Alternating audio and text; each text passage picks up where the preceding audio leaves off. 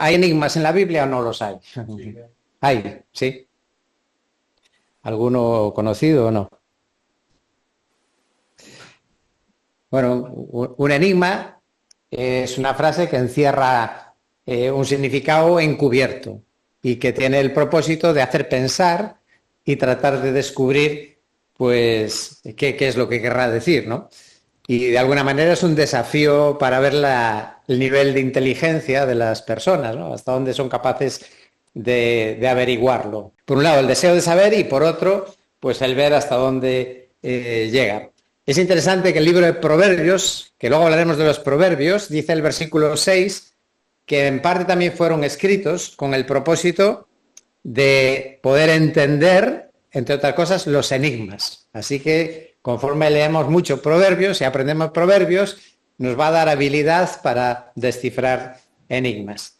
Ahora, el enigma seguramente que todos venía a la mente es el de Jueces 14, ¿no? El de Sansón, cuando con los filisteos en el convite de boda, pues les puso ese enigma. Ahí en el capítulo 14 de Jueces, el versículo 12 dice: permitidme proponeros ahora un enigma, y si en verdad me lo declaráis dentro de los 7 días del banquete y lo descifráis, entonces os daré 30 vestidos de lino y 30 mudas de ropa. Pero si no podéis declarármelo, entonces vosotros me daréis 30 vestidos de lino, 30 mudas de ropa. Y ellos le dijeron: propón tu enigma para que lo escuchemos. Y él les dijo: del que come salió comida y del fuerte salió dulzura. Y no pudieron declararle el enigma en 3 días. Bueno, a ver quién sería capaz de descifrarlo, ¿no? Era bien difícil. En este caso, pues la propia Biblia nos explica, nos descubre y nos da la interpretación. En el versículo 18 dice que el 7º día, en este caso, usando una artimaña, pues a través de la esposa de Sansón descubrieron cuál era el enigma. Y dice: ¿qué es más dulce que la miel y qué es más fuerte que un león? Entonces el enigma está en que es difícil de saber lo que quiere decir, pero si está en la Biblia, pues tendrá que venir también descifrado, porque si no, no tendría objeto encontrarlo allí. ¿Puedes pasar a la siguiente, Carlos? Gracias. En el Nuevo Testamento pensamos que el Señor Jesús también usó esa misma estrategia en sus conversaciones y lógicamente viene luego la explicación. No hay otra antes, ¿no? Vale, pues déjalo ahí entonces, ¿no? A ver, pasa una más. No, para atrás. No, bueno, pues entonces me faltaría ahí un texto, pues déjalo ahí antes de la siguiente. La conversación de Jesús con Nicodemo, pues le dijo cosas enigmáticas, ¿no? Por ejemplo, en Juan 3:3 dice Jesús: en verdad te digo que el que no nace de nuevo no puede ver el reino de Dios. Y Nicodemo, que no era ningún tonto, que era un hombre inteligente y con estudios y preparado, le dice a Jesús, en el versículo 4, Nicodemo le dijo: ¿cómo puede un hombre nacer siendo ya viejo? ¿Acaso puede entrar por segunda vez en el vientre de su madre y nacer? Claramente Jesús le está planteando a este hombre inteligente un enigma para hacerle pensar y luego le va a explicar el enigma. Y más abajo en el versículo 5 pues le dice que era nacer del agua y del espíritu, que probablemente tenemos que asociarlo por el contexto con el arrepentimiento, el bautismo de Juan, que era de purificación a través del arrepentimiento y por la obra del Espíritu Santo. Otro enigma podría ser el de la conversación de Jesús con la samaritana. También le dijo algo enigmático, ¿no? En este caso, hablando a los discípulos, en Juan 4, versículo 31, sabéis que los discípulos habían ido a buscar comida, ¿no? Y entonces le dicen a Jesús: Rabí, come. Pero él les dijo, fijaos qué contestación les da Jesús, ¿no? Yo tengo para comer una comida que vosotros no sabéis. Eso es un enigma. Pobres discípulos, ¿no? ¿Cómo se quedarían pensando qué querrá decir este hombre con esta expresión? Bueno, ¿sabría resolver ese enigma? ¿Alguien tiene la solución, la respuesta? ¿Qué pensaría Jesús? Porque dice que los discípulos se decían entre sí: ¿le habrá traído alguien de comer? Claro, ¿qué podría ser esa expresión de Jesús? Tengo para comer una comida que vosotros no sabéis? ¿Se os ocurre alguna sugerencia, alguna propuesta? ¿Me refería al Calvario? Al Calvario. Bueno, podría ser, ¿no? Podría ser. Él está allí en el pozo donde estuvo conversando con la samaritana y les dice que antes que comer tiene otra cosa más importante que la comida. Yo creo que está hablando de la prioridad, en este caso de hacer la voluntad de Dios, que al final sería también el Calvario, y allí en concreto pues sería el Evangelio, ¿no? Hablar con aquella mujer era más importante que la comida. Bueno, aquí tenemos ya la siguiente diapositiva con la dificultad que nos ofrecen los enigmas. Y aquí tengo un ejemplo en Lucas capítulo 22, y Jesús le dijo algo también que parece enigmático, ¿no?, a los discípulos. Dice, cuando os envié sin bolsa, ni alforja, ni sandalias, ¿acaso os faltó algo? Y ellos contestaron, no, nada. Entonces les dijo, pero ahora el que tenga una bolsa, que la lleve consigo. De la misma manera, también una alforja. Y el que no tenga espada, venda su manto y compre una. Porque os digo que es necesario que en mí se cumpla esto que está escrito y con los transgresores fue contado, pues ciertamente lo que se refiere a mí tiene su cumplimiento. Y ellos dijeron, Señor, mira, aquí hay 2 espadas. Y él les dijo, es suficiente. Sin duda, la frase enigmática es que Jesús les mande a los discípulos que van a ir en misión que compren espadas. Y además el enigma se refuerza por la frase final, cuando Jesús le dice, cuando ellos dicen, mira, tenemos 2 y él dice que es suficiente. A ver, si vamos a enfrentarnos, cuantas más espadas será mejor, ¿no? Quiere decir que hay algo oculto, ¿no? En esta frase hay algo enigmático en la frase de las espadas.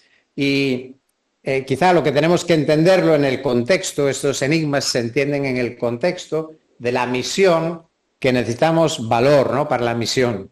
Y no vamos a confiar en la espada física, porque dice que con 2 basta, con 2 no serían suficientes si fuéramos a una lucha armada, pero sí el sentido simbólico de armarse de valor, ¿no?, de prepararse para enfrentar. Y por eso dice que con 2 son suficientes. Y aun por si fuera poco, aquí le dice que 2 son suficientes. Pero cuando Pedro sacó la espada, ¿qué le dijo Jesús? Guárdala. Le dijo que no la usara, ¿no? Entonces, evidentemente, cuando les dice que tienen que buscar, llevar espadas, no está enseñando que eran espadas físicas las que tenía que llevar, sino para la guerra espiritual. Bueno, el conocido siervo de Dios, que ya falleció, José María Martínez, hablando de este texto, dice, ¿propugnaba Jesús una defensa armada en la hora de la crisis que se aproximaba? Evidentemente no. Si tomamos en consideración las propias palabras de Jesús poco después, se referiría a la espada del Espíritu, de Efesios 6. Ese tipo de espiritualización aquí parece fuera de lugar. Sin lugar, como sugiere Terry, que es un comentarista bíblico, se refería a la espada como símbolo del heroísmo bélico, de la confesión osada e impávida, del propósito inflexible de mantener la verdad, que pronto sería un deber y una necesidad por parte de los discípulos para defender su fe. Y otro ejemplo, pues este ya tan conocido, ¿verdad? El famoso 666 de Apocalipsis. Evidentemente es un enigma y parece que bastante sin resolver, porque hay diferentes opiniones y diferentes interpretaciones. Y otra vez en este caso voy a citar a José María Martínez, que dice, las dificultades en la interpretación de los enigmas deben conducirnos a aceptar por fe la soberanía sabia de Dios, que tal vez para ejercitar nuestra humildad y nuestra diligencia en el estudio de su palabra, ha dejado algunas porciones de la Escritura envueltas en la oscuridad de lo enigmático. Así que él mismo, un hombre veterano, conocedor de las Escrituras, reconoce que hay expresiones en la Biblia pues que quedan ahí en lo enigmático. Y probablemente cuando, en este caso de Apocalipsis, pues cuando llegue el momento que aparezca el anticristo, pues seguramente se desvelará y se podrá entender lo que quería decir. Bueno, sobre los enigmas no hay mucho más en la Biblia y vamos a pasar a otro tema más importante, que es muy interesante, es el tema de los proverbios. Otra figura en la Biblia son los proverbios. Muy bien. Pues un proverbio es una sentencia, un refrán que expresa algo que ocurre generalmente en la vida. Y ahí voy a decir alguna cosa que es importante para entender los proverbios, porque es peligroso. Podemos usarlos mal, los proverbios, sobre todo los que están en la Biblia. Normalmente los proverbios, y antes de decir eso importante, suelen ser como situaciones paralelas, ¿no? Como una comparación. Ahí he puesto un ejemplo de Proverbios 3, versículo 3, donde dice: la misericordia y la verdad nunca se aparten de ti. Y el paralelo es, pues, átalas a tu cuello o escríbelas en la tabla de tu corazón. Pues siempre es una frase y la siguiente es paralela. Y normalmente los proverbios lo que buscan es inducirnos a una conducta o a un comportamiento que en este caso sea de bendición para nuestras vidas. Cualquier persona que siga las enseñanzas de los proverbios, su vida le irá mejor. Ahora, lo importante, lo tenemos en la siguiente, es que a la hora de interpretar los proverbios, ¿cómo los interpretamos? Pues los proverbios, decía, son principios generales, pero no son promesas. Esta es la palabra importante. Un proverbio no es una promesa de Dios. ¿Vale? Es peligroso porque si pensamos que porque está en la Biblia es una promesa y no entendemos que es un proverbio y lo confundimos con una promesa, pues podemos llegar a malas conclusiones. Por ejemplo, si leemos Juan 3:16, eso es una promesa, ¿no? El que cree tiene vida eterna, no es un proverbio, eso es una promesa. Si crees, tienes vida eterna. Pero, por ejemplo, aquí en Proverbios 3, versículo 13, bienaventurado el hombre que haya sabiduría y el hombre que adquiere entendimiento. Y luego, versículo 15, larga vida hay en su mano derecha, en su mano izquierda, riquezas y honra. ¿Quiere decir eso entonces que toda persona que haya la sabiduría, que tenga entendimiento, va a tener una larga vida, va a vivir 100 años o más? ¿Quiere decir que vas a tener riquezas y honra? Y si no eres entonces rico, ni tienes honra, ni tienes una larga vida, ¿quiere decir que no eres una persona sabia? Ahí es donde está el peligro, ¿verdad? De tomar los proverbios y no entender que son proverbios. La realidad nos enseña que muchas veces malas personas prosperan en la vida y tienen larga vida, y buenas personas tienen estrechez y además vidas cortas. Así que, ¿qué es este proverbio entonces? Esto es un principio general. Y sí es verdad que por norma general, una persona sabia, una persona prudente, pues será una persona que va a tener mejor vida y en todos los aspectos, ¿no?, de la vida le irá en general, le irá mejor. Otro proverbio también que a veces preocupa a las familias, el proverbio es capítulo 22, versículo 6. Enseña al niño en el camino en que debe andar y aun cuando sea viejo, no se apartará de él. Y claro, es muy bonito este proverbio, ¿verdad? Ojalá fuera una promesa. Pero los hijos tienen voluntad propia. Y este es el principio general. Si educamos a nuestros hijos en los caminos de Dios, es lo más posible, es lo más probable que nuestros hijos van a seguir esos caminos. Incluso algunos, aunque se hayan apartado años, vuelven al camino. Y por lo general es así, pero hay excepciones. Hay casos en que buenos padres han educado bien a sus hijos y se han apartado. Entonces, si no entendamos este principio para interpretar proverbios, si yo diría que de esta noche no te acuerdas de nada, sería importante recordar esto. Los proverbios tienen principios generales de vida, pero no son promesas. No podemos agarrarlo como una promesa porque luego vendrá la decepción cuando no se cumpla, si ocurre la excepción. Así que es importante, por culpa de esto, de no entender esto, hay padres que han vivido con sentimiento de culpa, culpándose que ha hecho mal para que mis hijos no hayan seguido los caminos del Señor. Entonces es una observación importante. La siguiente tenemos, ¿dónde están los proverbios? Qué difícil pregunta, ¿verdad? Si fuera una pregunta de examen, Gustavo, si te preguntan dónde se encuentran los proverbios, no haría falta estudiar mucho. Bueno, especialmente, lógicamente, en el libro que lleva ese título en la Biblia, el libro de los proverbios. En general, en el libro de proverbios, casi cada versículo, o a lo mejor 2 o 3 versículos, son como aislados, o sea, no tiene nada que ver, aunque esté en el mismo capítulo, este versículo o estos dos versículos tratan un tema, el anterior otro tema diferente, el siguiente otro. Y en general son así, sueltos, no hay que buscar un hilo en el capítulo. Pero sí que es verdad que hay excepciones. Hay algunos casos donde sí que algún capítulo se dedica a todo un tema. ¿Cuál es un tema que podemos encontrar en un capítulo? Hay 2 o 3 temas que aparecen así de una manera continuada, explicados. ¿Se os acuerda alguno? La mujer virtuosa, por ejemplo, capítulo 31 de Proverbios.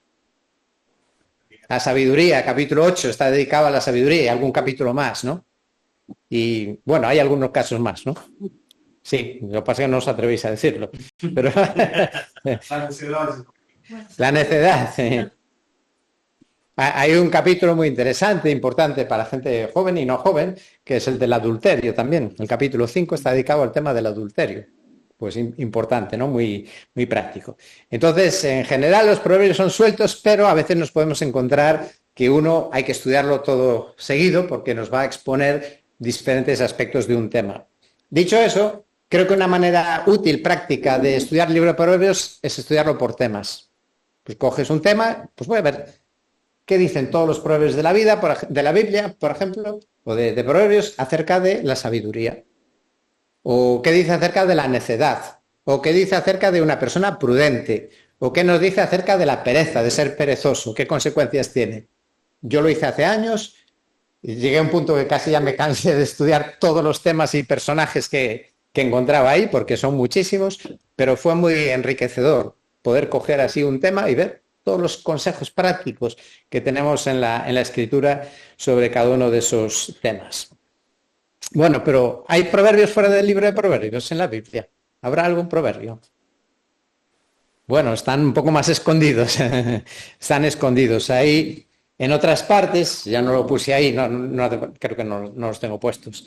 Por ejemplo, hay en Ezequiel, capítulo 16, versículo 44, dice: He aquí todo aquel que cita proverbios repetirá este proverbio acerca de ti. Habla de Israel, si no recuerdo mal, o de Judá, diciendo, y a ver quién sabe ese proverbio de Ezequiel. Este es un proverbio que a veces se usa con mala uva. Se usa cuando a veces el marido le dice a la mujer lo que no le debe decir. No suena ese proverbio, ¿no? Bueno, mejor que no lo sepáis, pero está en la Biblia. Dice, de tal madre, tal hija. Qué mal soy, ¿eh? Pero bueno, también podría ser de tal padre, tal hijo, ¿no? O podría ser de tal madre, tal hijo. No necesariamente tenemos que dirigirlo solo en ese sentido, ¿no? La idea es que el proverbio lo que significa es que al final los hijos reflejamos cosas inevitablemente de nuestros padres, ¿no? No lo podemos evitar. Bueno, en 1 Samuel también hay otro que habla de los proverbios y en Lucas capítulo 4, esto sí lo voy a leer. Lucas capítulo 4, versículo 23, es un proverbio que Jesús lo cita. Era un proverbio de la calle que se decía y Jesús lo cita. Y dice, sin duda me citaréis este refrán o proverbio. Médico, cúrate a ti mismo. Muy bien, médico, cúrate a ti mismo. Y dice, esto es todo lo que oímos que se ha hecho en Capernaum, hazlo también aquí en tu tierra. Hay un matiz entre un proverbio y un refrán, ¿no? El proverbio tiene una enseñanza moral, el refrán pues es más una rima, casi es una rima, ¿no? No tiene necesariamente ese sentido moral. Por ejemplo, en casa de herrero, cuchillo de palo, dicen, no sé, o sartén, será, eso no tiene ninguna enseñanza moral. Es un refrán, pero le faltaría un poco ese componente del proverbio que tiene una lección moral. En Lucas hay otro, por ejemplo, Lucas 11, versículo 10, todo aquel que pide recibe, el que busca halla y el que llama se le abrirá. Bueno, según algunos comentaristas lo incluiría. Una cosa más sobre los proverbios, podemos pasar a la siguiente, ¿cómo podemos identificarlos? Es importante identificar, ¿no? Si es un proverbio, si es una promesa. En Mateo capítulo 15, versículos del 22 al 26, está el encuentro de Jesús con una mujer cananea que le pedía, Señor, ten misericordia de mí, mi hija está terriblemente endemoniada. Y bueno, pues parece que Jesús se resistía un poco a hacerle caso a esta mujer. Vienen los discípulos y le dicen y le rogaban, atiéndela, pues viene gritando tras nosotros. Y la respuesta de Jesús es un poco inquietante, ¿no? Porque le dice, no he sido enviado sino a las ovejas perdidas de la casa de Israel, pero acercándose ella se postró ante él diciendo, Señor, socórreme. Y él respondió y dijo, no está bien tomar el pan de los hijos y echárselo a los perrillos. La verdad que es así a primeras es un poco incómodo leer este pasaje. Parece un poco despectivo, ¿no? Bueno, ante la duda, sabemos que la palabra de Dios no puede tener esos matices, ni se va a contradecir, pues lo dejaríamos ahí aparcado, pues no lo entendemos y ya está. Pero si podemos descifrarlo, descifrar qué será lo que Jesús quiere decir con esa frase, pues a lo mejor podemos tener alguna respuesta, ¿no? Y bueno, el propósito evidentemente de Jesús no es insultar a la mujer, llamarle perrillo, que sería llamarle gentil, ¿no? Como tú eres de los gentiles, tú no eres del pueblo de Dios, de los judíos. Pero la frase hay que asociarla con lo que dice antes, ¿no? De que había sido enviado a las ovejas perdidas de la casa de Israel, y en el sentido de que no había llegado el tiempo para Jesús de ministrar, de llevar pues su mensaje a otras personas, ¿no? Fuera de los gentiles. Pero no está despreciando a la mujer, sino hablando de que Dios tiene un plan, un programa, y ya llegaría el momento en que él pues también iría a los gentiles, ¿no? El mensaje iría a los gentiles. Pero simplemente está diciendo que todavía no había llegado el tiempo. Luego Jesús la atiende igualmente, ¿no? Pero sí, esas cuestiones históricas son importantes. Bueno, de las figuras compuestas que llamamos, ¿no? Que hemos estado viendo, la alegoría, el enigma, proverbios y todas estas, solo nos queda una, que la dejaremos todavía para un poco más adelante, ya que merece una atención especial y vamos a estudiar un poco más de detenimiento, que son las parábolas, ¿no? Vamos a estudiar las parábolas, cómo se entienden las parábolas, cómo podemos acercarnos a las parábolas. Pero aquí, y si quieres poner la siguiente, hacemos un resumen antes de pasar a otro tema interesante. Yo diría que todas estas figuras de la Biblia, del lenguaje que tenemos en la Biblia, que Dios ha escogido, que tengamos la Biblia así, pues hablan de esa belleza, ¿no? De la riqueza de la palabra de Dios, de su revelación, y al mismo tiempo suponen para nosotros un desafío a la hora de interpretar la Biblia, sobre todo porque son figuras en un contexto histórico, cultural diferente del nuestro. En cualquier caso, siempre digo, los pasajes oscuros o figurados nunca deben ser base para contradecir una enseñanza clara en la Escritura. Si hay algo que está claro enseñado en la Escritura, no podemos deducir otra cosa en base a pasajes de lenguaje figurado.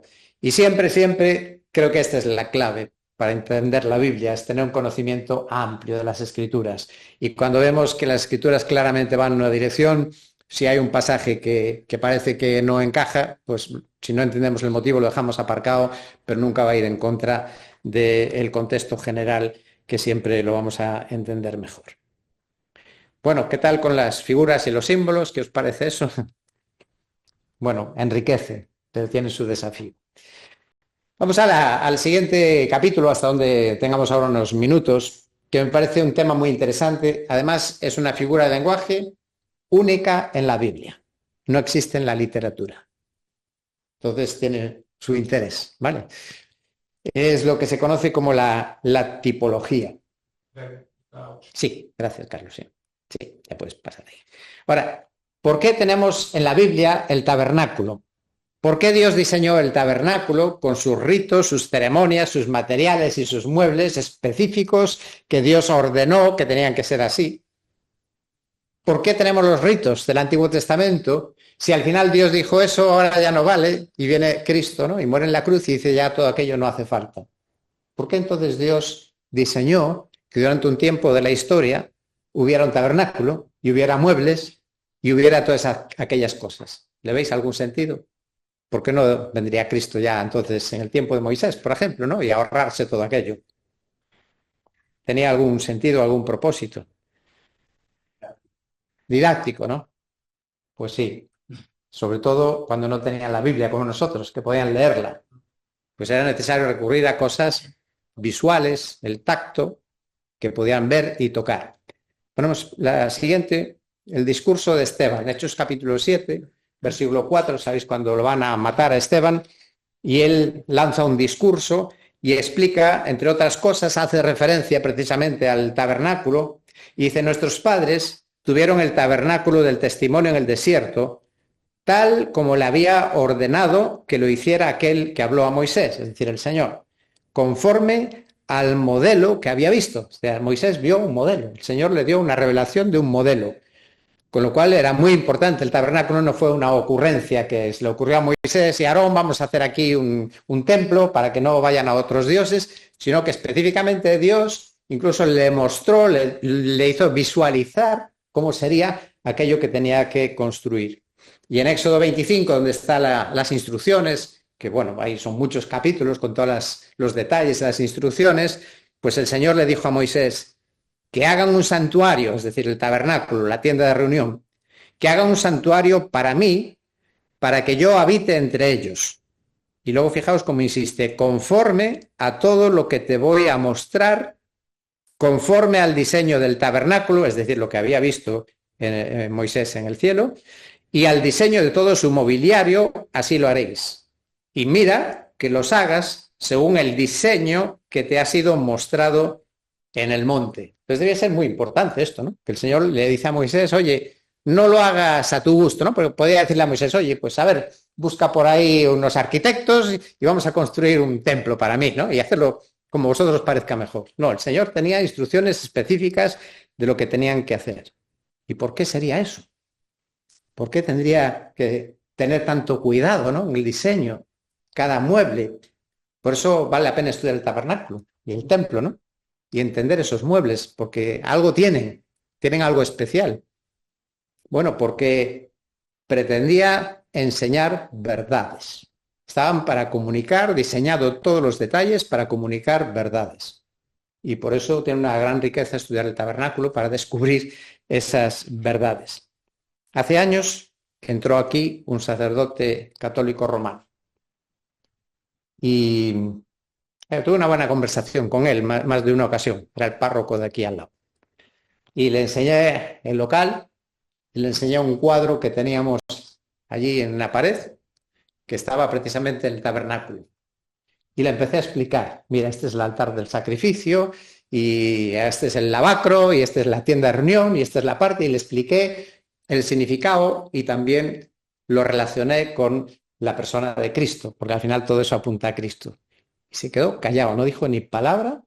Vamos, el rostro de él era como un descubrimiento. Conocía, lógicamente, el tabernáculo, porque eso seguramente lo conocía, pero ver ese significado, que eso hablaba de Cristo, me dio la impresión de que fue para él realmente un descubrimiento. Así que esa es la idea, ¿no? De que Dios se revela no solamente a través de conceptos, que nos dice Dios es amor, eso es un concepto, ¿no? Dios es luz, pero Dios se revela también a través de los hechos, de las cosas que se hacían, los ritos, el culto. Y por eso esas verdades, estas cosas todas del tabernáculo tenían que ver con verdades que eran anticipo de otras realidades que vendrían después, como ya adelanté, que tenían que ver con la persona de Cristo. Así que esta idea de acercarnos a descubrir la tipología, los tipos en la Biblia, es un desafío, pero también cuando los descubres da una tremenda satisfacción, porque es como un descubrimiento que se abre la mente y te ayuda a descubrir muchas cosas. Tengo una frase ahí, me parece la siguiente, de Anderson, que dijo, la tipología del Antiguo Testamento es el alfabeto del lenguaje en que están escritas las doctrinas del Nuevo Testamento. Así que muchas veces nos vamos al Nuevo Testamento, ¿verdad? Porque el Antiguo resulta difícil, pero se pierde mucho si no conocemos el Antiguo Testamento. Y para interpretar y entender muchas cosas del Antiguo Testamento necesitamos el Nuevo, que nos descubre y nos ayuda a entender el Antiguo Testamento. Así que la tipología, pues, nos ilumina muchas realidades, muchas doctrinas del Nuevo Testamento. Este texto de Colosenses podría servirnos de definición, ¿no? ¿Qué es un tipo? ¿Qué es eso de la tipología? Y dice Pablo en Colosenses capítulo 2, versículos 16 y 17, y está hablando de los ritos, ¿no?, del Antiguo Testamento, de las comidas, bebidas, los días de fiesta o el día de reposo del sábado, y dice cosas que solo son sombra de lo que ha de venir. Es decir, que aquellas normas prácticas eran sombras de algo que iba a venir. Entonces hay verdades ahí que están prefiguradas o casi predichas o anunciadas que iban a ocurrir después. Y es muy interesante que use la palabra sombras, porque una sombra es algo muy, muy sugerente, ¿verdad? Con la sombra podemos ver, podemos intuir que ahí hay una persona, ¿verdad? Con la sombra. Pero lo importante no es la sombra. Lo importante es aquello que está la luz alumbrando un objeto, una persona, que es la que proyecta esa sombra. Y Pablo dice que las cosas del Antiguo Testamento, los ritos, las prácticas, el culto, eran sombras de una realidad más importante que vendría después. Cuando yo era adolescente, en los campamentos, creo que está en la siguiente, tengo una imagen, en los campamentos de Castiñeiras con don Eric Bermejo, pues en las veladas de la noche, claro, estamos volviendo al siglo pasado, hoy en día la tecnología ya es otro mundo, pero para hacer algo que era casi llamativo, cuando yo tenía 14 años, pues por la noche en la velada colgaban así una sábana y detrás se ponía una bombilla potente y en medio pues se hacían cosas que era una representación que se veía en la sábana, ¿no?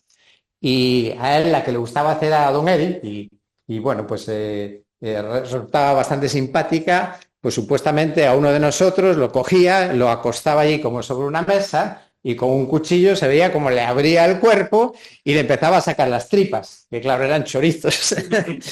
Y ahí salían las tripas, ¿no? Y él iba contando toda una historia. Así pasábamos una velada de campamento. Bueno, esos son sombras. En la realidad, bueno, menos mal que no era realidad en este caso, sería otra cosa. Así que este lenguaje, pues, es algo muy interesante. Podemos poner la siguiente. ¿Cuál sería el concepto, entonces, de qué es una tipología, qué es un tipo en la Biblia? Es una palabra que viene del griego, que significa representación o ilustración. Interesante, ¿no? Los sacrificios del Antiguo Testamento eran representación o ilustración de cosas que ocurrirían después. En el caso del tipo es algo establecido divinamente, es decir, que Dios lo diseñó. ¿Os acordáis que leíamos que Moisés tenía que hacer todo conforme al modelo que Dios le mostró? Es decir, es algo que Dios, ¿por qué? Porque solo Dios puede saber lo que iba a venir en el futuro. Moisés no podía saber, no podía imaginar, ¿no?, el sacrificio de Cristo en la cruz, pero Dios sí lo sabía. Y entonces Dios diseñó que aquellas cosas y funciones pues fueran una sombra, una figura de lo que sería luego el sacrificio de Cristo. Así que en este caso incluso la interpretación de los tipos también es algo que no nos lo podemos inventar. El único que nos lo puede explicar es Dios mismo. Él tiene que decir que eso es un tipo, una figura o una ilustración. Y como digo, pueden ser personas. Hay personas que prefiguran, ¿no?, a Cristo. Melquisedec, por ejemplo, es un tipo de Cristo.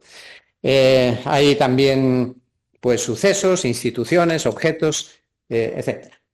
¿Podemos la siguiente?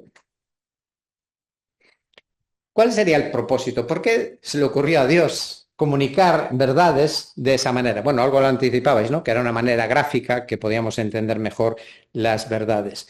Bueno, es una manera en que Dios mostró cosas del futuro, pero en algunos casos, pues más de 1000 años antes de que ocurrieran. Y como digo, por esa razón, este tipo de figura de lenguaje no existe en ninguna literatura, solo en la Biblia, solo se encuentra en la Biblia, porque nadie conoce el futuro para poder diseñar un tipo. A cada tipo, aquí estamos con palabras raras, ¿verdad? Tipología. A cada tipo le corresponde un antitipo. Claro, si esta es la sombra, la figura, esto es la realidad. El tipo tiene una realidad. Si Melquisedec es tipo de Cristo, Cristo es el antitipo. Cristo es aunque suena raro, ¿verdad? Antitipo parece que es lo contrario, pero se denomina así. Entonces, Cristo es la realidad, pero Melquisedec tiene elementos que nos recuerdan y nos hablan de la persona de Cristo. Segundo principio aquí importante, podemos pasar, Carlos, cuando puedas, es que ¿cómo determinamos que hay un tipo? Pues hay algún texto que lo indica. No somos adivinos ni debemos jugar a la adivinación, pero en este caso debe haber algún texto en la Biblia que nos enseña que aquello del Antiguo Testamento es un tipo y lo debemos de interpretar de esa manera. En ese sentido, hemos dicho en muchas ocasiones que la Biblia es revelación progresiva de Dios. Dios se fue revelando poco a poco. Por eso tenemos que estudiar toda la Biblia. No vale estudiar solo el último capítulo ni el primero solo. Necesitamos toda la Escritura, porque Dios a lo largo de la historia se ha ido dando a conocer y se ha ido revelando. Y por lo tanto, esto de la tipología forma parte de cómo Dios preparó todas las cosas, y en este caso el punto culminante es el sacrificio de Cristo, con estas cosas de los sacrificios del Antiguo Testamento. Así que este es el punto, ¿no? De que un texto lo tiene que indicar. Vale, dicho eso, vamos a ver algunas características que son esenciales para que algo sea considerado un tipo. Lo primero, que tanto el tipo como el antitipo son realidades históricas. Diferente de una alegoría, sabéis que es como un cuento. No, el tipo, si es un tipo, el antitipo, los dos son una realidad. Y vuelvo al ejemplo que estamos mencionando, ¿no? Los sacrificios eran reales, tenía que hacer sacrificios reales por los pecados, y el sacrificio de Cristo también es un sacrificio real por el pecado. Sí que son hechos que se corresponden, literales, históricos. Es muy interesante eso, ¿no? Cuando vemos, por ejemplo, el privilegio que tenemos nosotros de entender esto. Fíjate, el sumo sacerdote es un tipo de ¿quién? Mío, de Cristo, evidentemente, de Cristo. Ahora fíjate tú, el sumo sacerdote, cuando entraba representando al pueblo al lugar santísimo, no tenía ni idea que él era un tipo de Cristo. Él lo hacía porque el Señor lo había instituido y que lo hiciera. Sin embargo, nosotros ahora en perspectiva sabemos que él lo hacía, era como si representando a Cristo que entra en la presencia de Dios a favor del pueblo de Dios, ¿no? Entonces nosotros tenemos la bendición de ver cosas que los creyentes del antiguo pacto no las podían ver ni entender. Así que se corresponde un tipo con realidades históricas y el antitipo también. Vamos con otra segunda cuestión, sería otra característica, es que la analogía también tiene que ser evidente, no tiene que ser tan complicado, no vamos a buscar cosas raras. Estamos mencionando el caso de Melquisedec o el caso del sumo sacerdote, pues son bastante evidentes. Un ejemplo de un tipo, y para que veamos también la precaución, cómo interpretamos los tipos, es el caso de Jonás. Jonás, en un aspecto, es tipo de Cristo, porque Cristo mismo lo dijo, ¿no? Ahí lo tenéis en Mateo capítulo 12, versículo 39. Dijo, una generación perversa y adúltera demanda señal y ninguna señal se le dará, sino la señal de Jonás, el profeta. Entonces Jesús está diciendo que el hecho que Jonás estuvo 3 días y 3 noches en el vientre de un pez era una señal de algo que iba a ocurrir en plenitud con la muerte, la sepultura y resurrección de Jesús. Esto no lo inventamos ninguno de nosotros. Es algo que dice Jesús, que esa historia era una señal que solo se entendía porque Jesús la desvela. Si no, a nadie se le ocurriría que eso era una señal. Y por eso dice que como estuvo Jonás en el vientre del monstruo marino 3 días y 3 noches, así estará el Hijo del Hombre 3 días y 3 noches en el corazón de la tierra. Ahora, si decimos que Jonás es un tipo de Jesús, ¿dónde tenemos que tener cuidado? De no ir más allá de lo que dijo Jesús. Porque si no, diríamos que Jonás, que fue un mal profeta desobediente, ahí no puede ser tipo de Jesús. Entonces hay que coger lo que dice la Biblia. Si la Biblia lo dice, entonces está claro que esa parte es la que es tipo. Vale, la tercera característica de un tipo sería que tiene un carácter predictivo y descriptivo, es decir, predice algo que en el futuro va a tener un cumplimiento pleno y además lo describe, que esa es una función también interesante porque lo vemos, por ejemplo, en el caso de los sacrificios del Antiguo Testamento, que son muy ilustrativos del sacrificio y nos ayudan a entender la figura del sacrificio de Cristo. O, por ejemplo, la figura de Jesús como Cordero. A ver, si tú vas a alguien que no conoce la Biblia y dice Jesús es el Cordero de Dios, pues bueno, podrá deducir pues, la mansedumbre, por ejemplo, ¿no? Yo creo que eso se podría entender. Pero un judío, cuando Juan dice aquí está el Cordero de Dios, automáticamente en la mente del judío que está el Cordero que se sacrificaba por los pecados. Ya está transmitiendo un mensaje importante. Entonces, bueno, pues ese carácter predictivo que tiene una complicación, un cumplimiento más pleno en el Nuevo Testamento. O sea, la tipología siempre funciona de Antiguo a Nuevo Testamento, siempre, Antiguo a Nuevo. No de Nuevo Testamento a futuro, porque no servía de nada, porque no sabríamos lo que representa, pero sí del Antiguo al Nuevo Testamento, de esas cosas que son sombra de lo que ha de venir. Y en este sentido, el antitipo, es decir, la realidad siempre es superior al tipo. Los corderos del Antiguo Testamento y Cristo como cordero es superior el cordero que es Cristo. Un ejemplo de Hebreos capítulo 10 tenemos ahí. Hablando precisamente de los sacrificios, dice Hebreos capítulo 10, pues ya que la ley solo tiene la sombra, otra vez, veis como el Nuevo Testamento insiste que las cosas del Antiguo son sombras, de los bienes futuros y no la forma misma de las cosas, dice, nunca puede, por los mismos sacrificios que ellos ofrecen continuamente año tras año, hacer perfectos a los que se acercan a Dios. Interesante, ¿no? Dios ordenó los sacrificios, pero dice que no valen en un sentido. No eran suficientes, no podían hacer perfectos.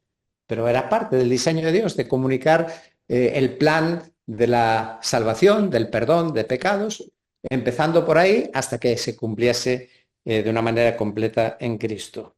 Así que los sacrificios del Antiguo Testamento anunciaban aspectos esenciales del sacrificio de Cristo. Por ejemplo, antes de que los desvele, ¿qué podían ser algunas cosas que vemos representados en los sacrificios del Antiguo Testamento que luego tienen un cumplimiento pleno en Cristo? ¿Qué verdades importantes se transmitían cuando iba el israelita y presentaba ahí su sacrificio? ¿Qué principios podríamos ver allí?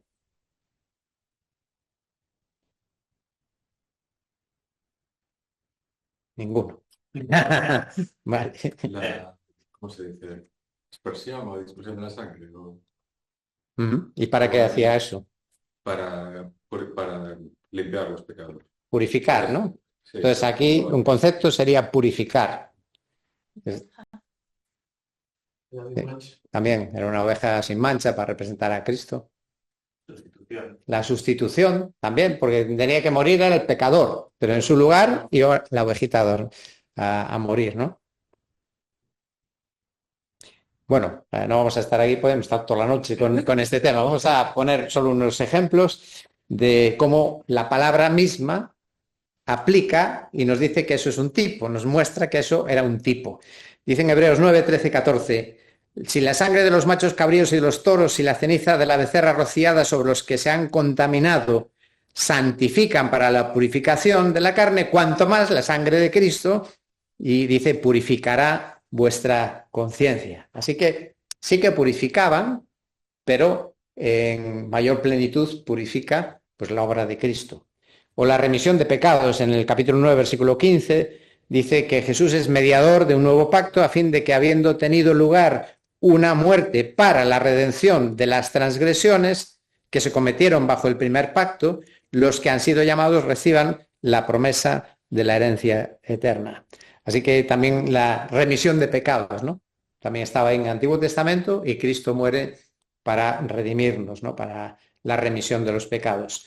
Y en la siguiente tenemos Hebreos 9, 24, que es otra de las funciones de la mediación, donde el sumo sacerdote entraba, solo él podía entrar una vez al año al lugar santísimo, pero entraba ahí en un papel de mediador. Y por eso Hebreos 9 lo aplica a Cristo. Dice, Cristo no entró en un lugar santo hecho por manos, una representación del verdadero, sino en el cielo mismo para presentarse ahora en la presencia de Dios por nosotros, ¿no? Entonces, claramente no nos inventamos nosotros la tipología, es la Biblia misma, la palabra de Dios que nos desvela que el sumo sacerdote estaba ahí como un tipo, una figura, un anuncio previo de lo que haría Jesús por nosotros.